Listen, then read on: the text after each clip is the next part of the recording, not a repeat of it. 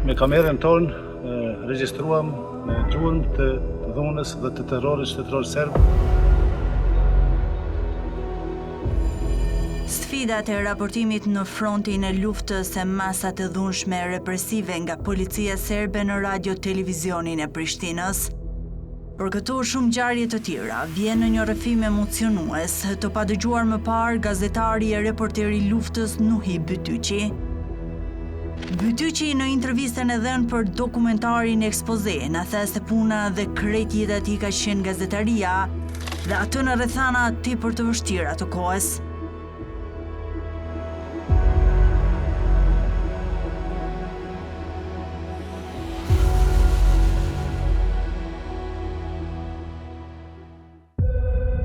Ai na tregon se ka qenë tepër sfiduese të bësh gazetarinë ato kohë, sidomos pas demonstratave të vitit 1981. Puna dhe jeta ime ka qenë gazetaria dhe atë në rrethana shumë të vështira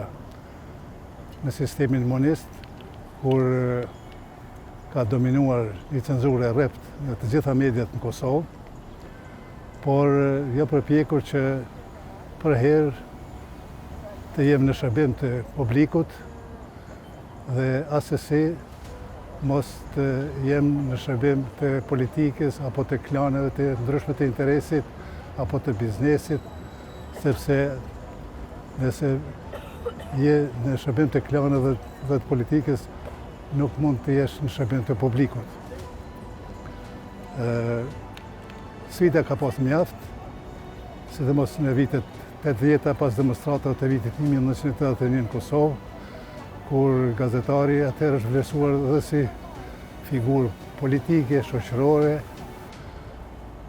Megjithatë, në radio-televizionin e Prishtinës, një ekip i gazetarëve dhe redaktorëve është munduar që ta kryejë me sukses misionin e tyre dhe të jetë jo në shërbim të politikës, por në shërbim të publikut. Mbaj mend cenzurën e rrept në televizionin e Prishtinës, sidomos pas demonstratave të vitit 81, kur shumica e lajmeve për këto demonstrata jepeshin nga Agjencia e Lajmeve të Beogradit Tanjug. Ishte vërtet e tmerrshme që për ngjarjet që ndodheshin në Prishtinë dhe në gjende tjera të Kosovës, mediat tona të mbështeteshin në informatat e dirigjuara nga Beogradi. Megjithatë, gazetarët shqiptarë e kanë dhënë provimin, nuk po them që s'ka pas edhe në atë kohë të meta, por duhet kuptuar varësisht nga rrethanat që kanë qenë në atë kohë, kur në televizionin e Prishtinës kanë qenë njësitë speciale të ushtrisë dhe të policisë serbe. Ishte një presion i tmerrshëm ndaj gazetarëve, redaktorëve dhe udhëheqësve të televizionit dhe të gazetës Rilindja, por jemi përpjekur gjithmonë që në opinion mos të humbet shpresa, por të ekzistoj besimi se do të vinë ditë të mira për popullin shqiptar.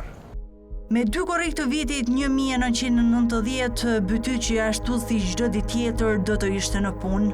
Atë ditë, delegatët e Kuvendit të Kosovës miratuan deklaratën kushtetuese. Pas leximit të kësaj deklarate, gazetari Bytyqi së bashku me një kameraman të RTP-s dalin në shesh të Prishtinës për të marrë emocionet e qytetarëve për këtë ngjarje historike, kur ai përballet me policinë serbe. Por asgjë se zbraps Bytyqin nga misioni i tij. Ai edhe pas urdhrit të dhënë nga komandanti i policisë serbe që të mos xhiroj, arrin të realizojë intervistën. Shumë ndëruar se përsheni milicia nuk po në lejon të aktuim dhe ne dhe tyre tonë prej gazetari. Po, me 2 korrik të vitit 1990, isha një mesin e disa gazetarëve të radio-televizionit të Prishtinës dhe të gazetës Rilindja, të revistës Zerit, të media të tjera në atë kohë që kanë funksionuar në Kosovë. Ishte ngjarje historike, kur delegatët e Kuvendit të Kosovës ishin të buar para dyrëve të Kuvendit të Kosovës dhe nuk lejoshin që të hynin në sallën solene të Kuvendit të Kosovës. Ishte urdhër i prerë nga Beogradi që në asnjë mënyrë që mos lejon delegatët të hyjnë brenda në sallë, dhe të vazhdojmë mbledhjen që ishte caktuar ditë më herët. Mirë po, ne si gazetari kishëm detyrë që këtë ngjarje ta përcjellim pavarësisht rrethanave që ekzistonin aty përreth ndërtesës ishin njësitë speciale policore serbe dhe u mundoshin me çdo kush që të pengojnë punën e deputetëve, por edhe punën e gazetarëve. Ne nuk u dorëzuam dhe unë isha në mesin e atyre gazetarëve të cilët realizuam disa interviste me ish delegatët e Kuvendit të Kosovës, të cilët kishin vendosur që mbledhjen ta vazhdojnë edhe para dyrëve të Kuvendit të Kosovës, e kishin quorumin dhe ishte kënaqësi e madhe, ishte një privilegj që ne raportuam nga kjo ngjarje historike. Delegatët e Kuvendit të Kosovës, si dihet, e shpallën, e lexuan deklaratën kushtetuese të dy korrikut, me të cilën Kosova shpallej si e pavarur në kuadër të Federatës ateshme Jugoslave. Pas leximit të kësaj deklarate nga delegati Muharrem Shabani dhe miratimi i saj nga 111 delegatët e këtij kuvendi, unë me iniciativën time, pa planifikuar fare, e marr kameramanin Leonard Pagarusha dhe dalim në shesh të Prishtinës, pikërisht aty afër Sfis Dajmotit. Edhe ndaloi një qytetar rasti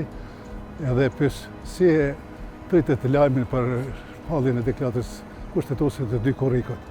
Në ato momente, pa përfunduar pyetjen time, ndërhyri komandanti i policisë serbe me disa policë tjerë dhe u munduan që ta ndërprejnë insistimin e saj interviste. Unë ta them të drejtën, nuk doja që kjo intervistë ndërpritet dhe nuk u frikosha fare,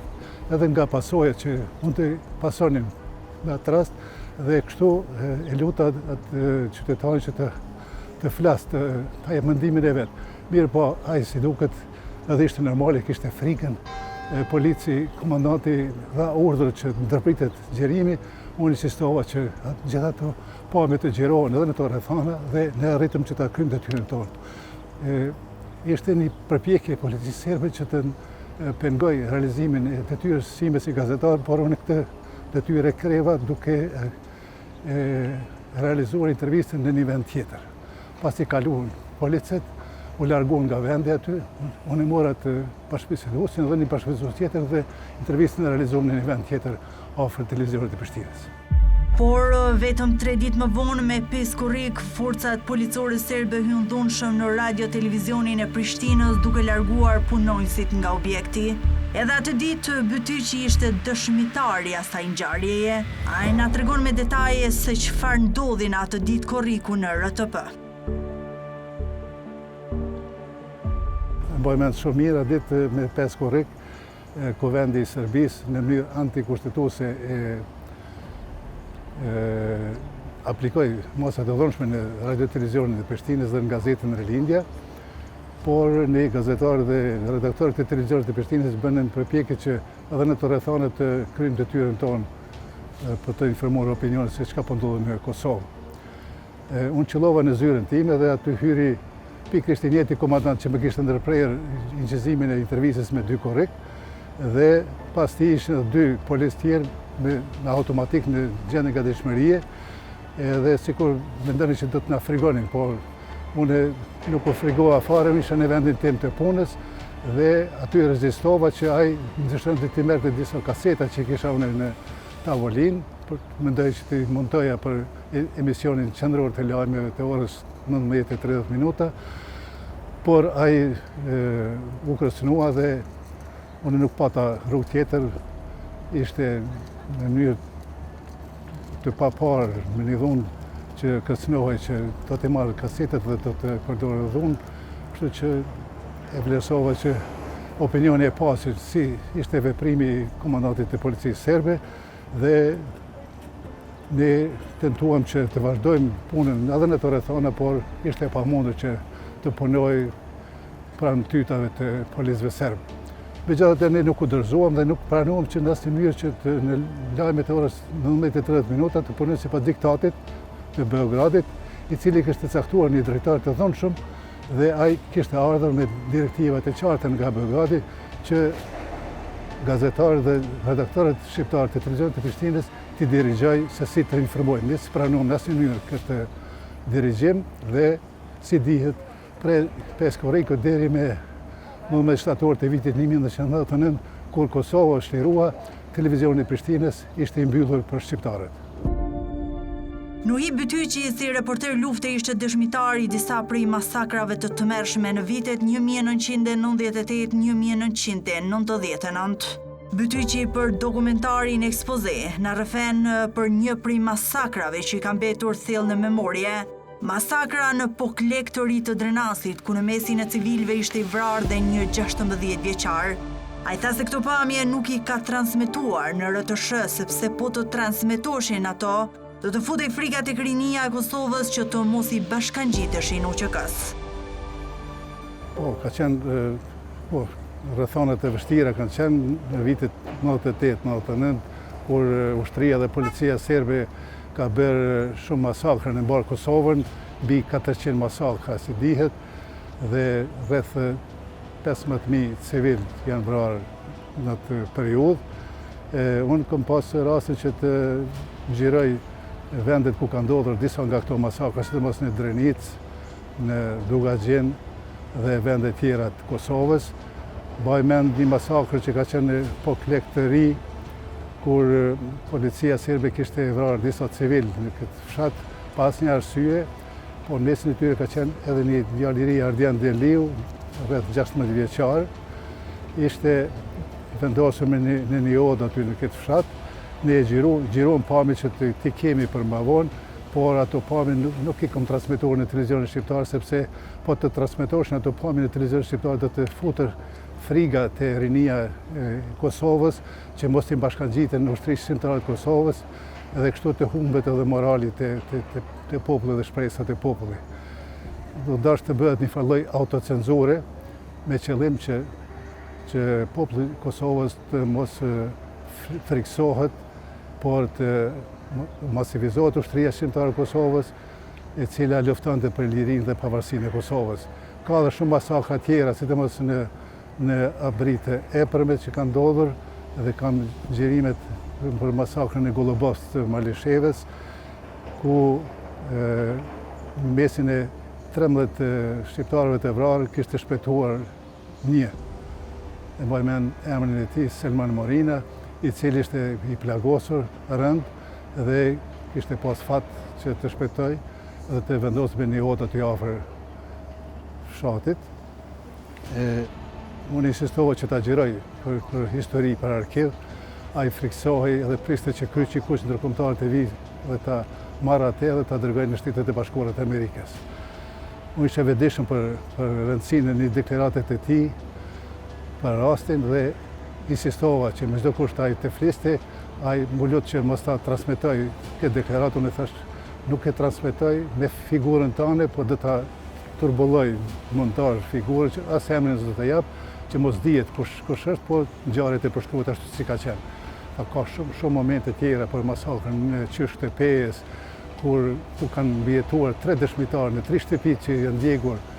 edhe trupat e të vrarëve civil në këtë fshat me 14 maj të vitit 99. Rrëfimet e tyre të tmerrshme, dhe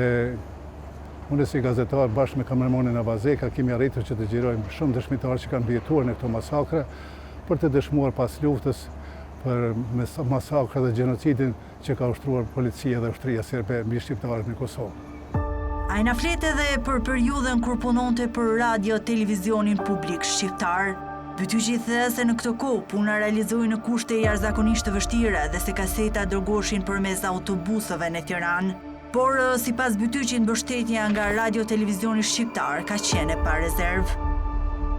Unë e kom punuar për televizionin shqiptar, marrëveshje me qeverinë e përkohshme të Kosovës që ishte në ekzil në atë kohë, dhe konsideroj se kemi arritur që të kryejmë misionin tonë me sukses bashkë me Avazekën, Mixhel Kelmendin, Ergyn Dobërçanin dhe Ekran Dobërçanin, duke realizuar gjitha ato emisione televizive për televizionin shqiptar në zonët e luftës. Ishte shumë vështirë që punohej sepse ne gjitha materialet i montonim në shtëpinë e vëllezërve Dobërçani në Arbëri dhe i dërgonin përmes autobusit që qarkullonte 3 herë në javë për Tiranë. Ishte shumë vështirë sepse edhe shoferët frigoshin të merrnin kasetat sepse kontrolloshin në punktet policore në Kufi, në Han të Elizit, por edhe shoferët e dhanë kontributin e tyre që këto kasetat të deportohen në Tiranë dhe të opinionit të shoh gjitha ato imazhe për luftën në Kosovë. Televizioni shqiptar ka qenë vetëm dritare e informimit për shqiptarët e Kosovës dhe diasporës shqiptare, kështu që konsideroj se një kontribut të rëndësishëm në prezentimin e gjitha ngjarjeve që kanë ndodhur në Kosovë gjatë periudhës së luftës dhe pas luftës ka dhënë Radio Televizioni Shqiptar, nga i cili kemi pasur një përkrahje të parëzirë. Ekipi Radio Televizionit të Kosovës është ekipi i parë. Bytyqi na rrëfen gjithashtu se pas luftës ka punuar si gazetar dhe redaktor në RTK, ku ka përcjell zhvillimet në luftën në Luginën e Preshevës dhe Maqedoni. Ai tha se ky vend ju caktua pas përvojës që i njëjti kishte në luftën e fundit në Kosovë. Po ashtu e ka përcjell dhe procese gjyqësore ndaj Fatmir Lima dhe Ramush Haradinajt në Hag. Pas luftës kam punuar si gazetar dhe redaktor në Radio Televizionin e Kosovës dhe ku kam pas rastin që të përcjell edhe zhvillimet në luftën e Luginën e Preshevës dhe në Maqedoni. Si duket pak më priu fati edhe që bërë një përvojë të madhe në luftën e Kosovës dhe redaksia më caktoi që të raportoj edhe nga këto zonet e luftës në Luginën e Preshevës dhe në Maqedoni. Edhe aty ka pas mjaft sfida, por kemi arritur që opinionin të informojmë për gjitha zhvillimet që kanë ndodhur në këto treva shqiptare. Pastaj kam përcjell edhe proceset gjyqësore Limaj, Haradinaj në Hag,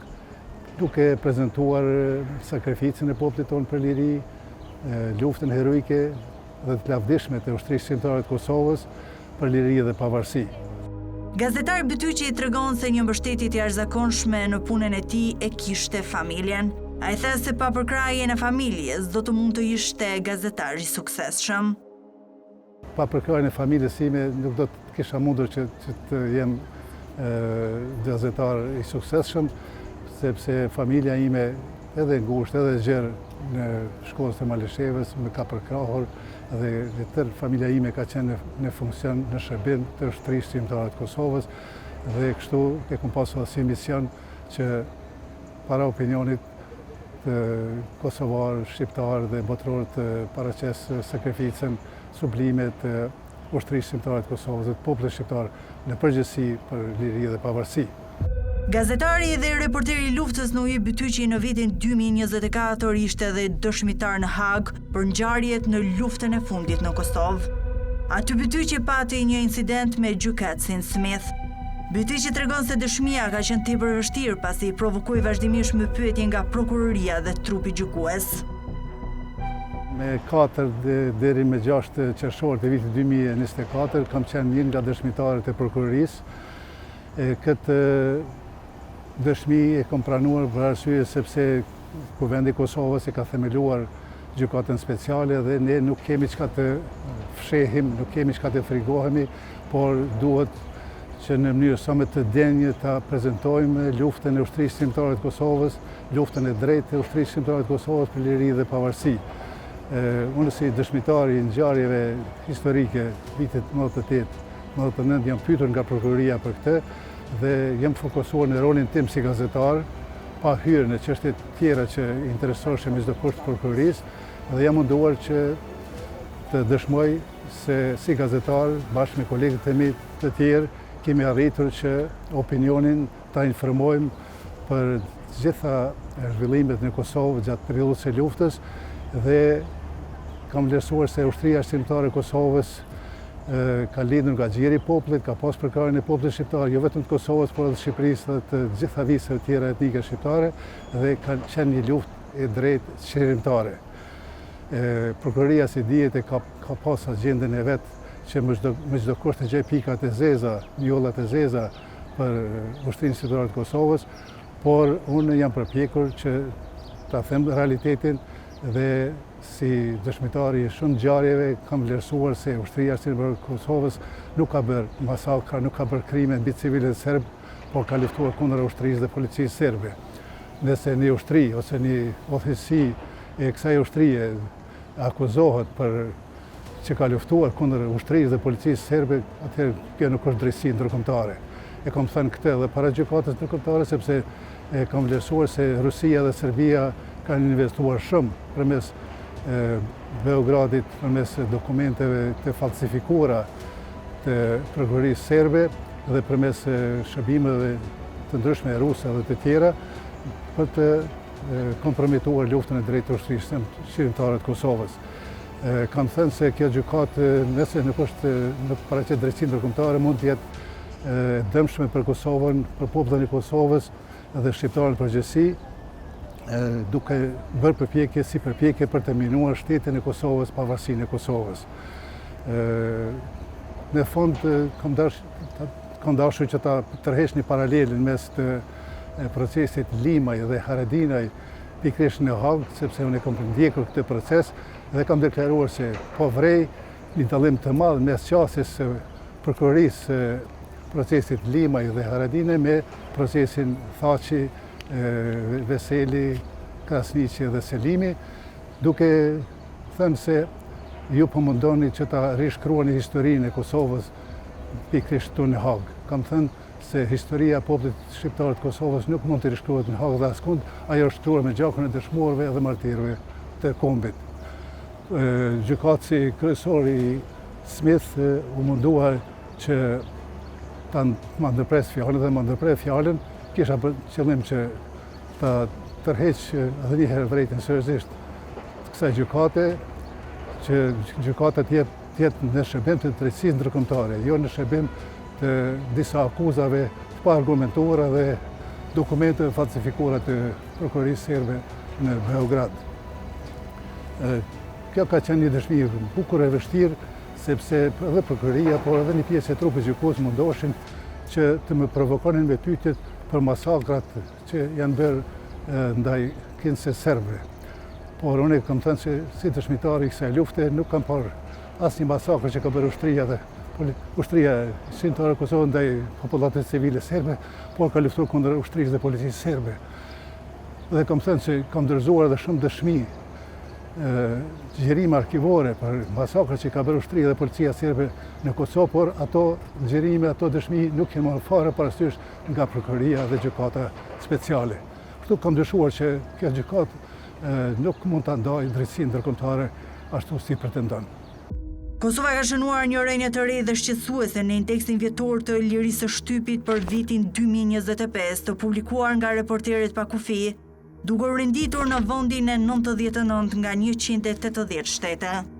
Gazetari Bytyqi, duke komentuar këtë raport, tha se kjo nuk është një shenjë e mirë për demokracinë në Kosovë. Ai tha se edhe në kohën e okupimit serb nuk kanë rënë në ndikimin e politikës së Beogradit, dhe se tani Kosova kur është e lirë, duhet që media të jenë vërtet të lira dhe mos të fyen nga pushteti. Konsideroj se kjo nuk është shenjë e mirë për demokracinë në Kosovë, sepse demokracia ka kusht që fjala lirë, media të jenë të lira, e kurse si të jenë shërbim të politikës të një qeverie. Unë si gazetar me përvoj mund të them se ne edhe në rrethanat e okupimit serb nuk kemi rënë në ndikimin e politikës e Beogradit apo të qeverive të ndryshme që ndruan në atë periudhë, por tani në rrethanat të reja, kur Kosova është shtet i lirë dhe i pavarur, kur ne pretendojmë që të hyjmë në familjen e madhe evropiane, duhet që mediat të jenë vërtet të lira, të garantohet fjala lirë, jo vetëm e gazetarëve, por edhe gjithë intelektualëve, gjithë qytetarëve të Kosovës dhe me gjerë. Konsideroj se qeveria aktuale e Kosovës nuk fiton asgjë nëse mundohet që të ketë ndonjë diktat në mediat e caktuara, sidomos në televizionin publik, sepse në mediat private nuk mund të ketë ndikim, sepse nuk i financon ato, por megjithatë konsideroj se edhe gazetarët duhet të kenë një përgjegjësi ndaj fjalës së tyre të lirë, që gjitha emisionet, gjitha shkrimet të mbështesin argumente dhe disa burime kredibile e jo të mbështeten ndonjë deklarat ose ndonjë akuzë e cila nuk është argumentuar sa duhet. Vlerësoj se Qeveria e Kosovës duhet të jetë më tolerante ndaj gazetarëve dhe medjave, mos t'i fyjë ata, sepse shpesh ndodh që të fyhen gazetarët dhe urhecit e medjave, vetëm se ata informojnë në mënyrë objektive dhe bën një farlloj presioni para publikut që ato mediat të bojkotohen. Kjo është e dëmshme për demokracinë. Në mbyllje të intervistës dhënë për dokumentarin Ekspoze, gazetari Bytyqi na rrëflen plane që ka për të ardhmen dhe projektet e tij. Unë merrem me profesionin tim, realizoj shpesh disa filma dokumentar kushtuar ngjarjeve historike, sidomos figurave më të rëndësishme të kombit që kanë dhënë kontribut në lirinë dhe pavarësinë e Kosovës. Po ashtu si dihet, kam botuar edhe librin tim të kujtimeve të mia, libri i luftës para 5 vitesh. Edhe tani jam duke punuar në përgatitjen për botim të librit të lirisë. Ashtu e kam titulluar libri i lirisë, i cili do të ketë 1150 faqe dhe jem në fazën përfundimtare të përgatitjes së tij për botim. Konsideroj se së shpejti ky libër do të në vjesht të këtij viti do të jetë në duart e lexuesve dhe këtu kam përfshirë pjesë të madhe të punës sime si gazetar, sidomos periudhën shkrimet që kam botuar në gazetat dhe revistat shqipe para luftës dhe në televizionin e Prishtinës, po ashtu edhe dokumentar që kam realizuar në Radio Televizionin Shqiptar, gjitha ato dokumentarët kryesor për zhvillimet aktuale në zonat e luftës, për masakrat, për zhvillime tjera politike, i kam zbardhur dokumentarët dhe me fotografi, me dëshmi të tjera, jam munduar që t'i kompletoj në një libër që besoj se do të pritet mirë nga lexuesit. Nuhi Bytyqi ka lindur me 17 i tetin 1955 në Shkozë të Malishevës. Është autori i mbi 120 filmave dokumentar për figurat kryesore të luftës dhe të dokumentarëve të tjerë që kanë të bëjnë me historinë më të re të popullit shqiptar. Në vitet 1998, 1999 ka raportuar nga zonat të luftës në Drenic, Dugagjin, Lapush, Anadrin, Lap dhe Shal. Ai ka bërë realizimin e paraqitjes së parë publike të zëdhënësit të UÇK-s Jakub Krasniqi në qershor 1998 në Kleçk. Realizimin e paraqitjes së parë publike të udhëheqësit politik të UÇK-s Hashim Thaçi dhe përfaqësuesit të përgjithshëm politik të UÇK-s Adem Demaçi në një emision special dokumentar për UÇK-n, transmetuar në Radio Televizionin Publik Shqiptar në nëntor të vitit 1998. Nuhi Bytyqi është dekoruar me medaljen presidenciale me rastin e 10 vjetorit të pavarësisë së Kosovës.